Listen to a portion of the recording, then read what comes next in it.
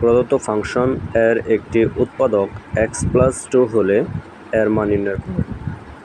তো প্রথমেই দেওয়া আছে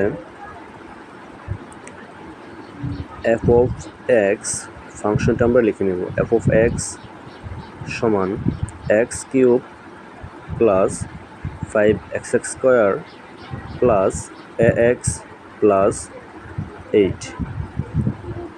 তো এখানে বলা আছে x+2 হচ্ছে প্রদত্ত ফাংশনের একটি উৎপাদক, তাহলে আমরা লিখব x+2 f of x এর একটি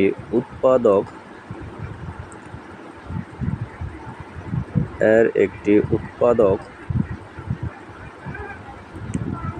হবে যদি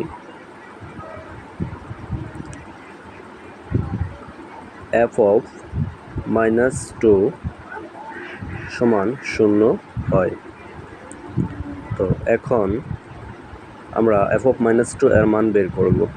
এখন f of -2 এর মান বের করার জন্য আমরা x এর স্থানে বসিয়ে দিব প্রদত্ত ফাংশনে -2, তাহলে -2 whole cube plus 5 -2 whole square plus a -2 plus 8 -2 তার উপর পাওয়ার কিউব হলে হয় -8 প্লাস 5 গুণ -2 হোল স্কোয়ারের মান হচ্ছে 4 প্লাস মাইনাসে হচ্ছে -2 আর গুণ করলে হচ্ছে 2a প্লাস 8 সমান -8 প্লাসের 8 দুটো চলে যাবে, থাকবে 4 5 হচ্ছে 20 -2a। তাহলে এখন প্রশ্ন মতে আমরা লিখতে পারি f of -2 সমান 0।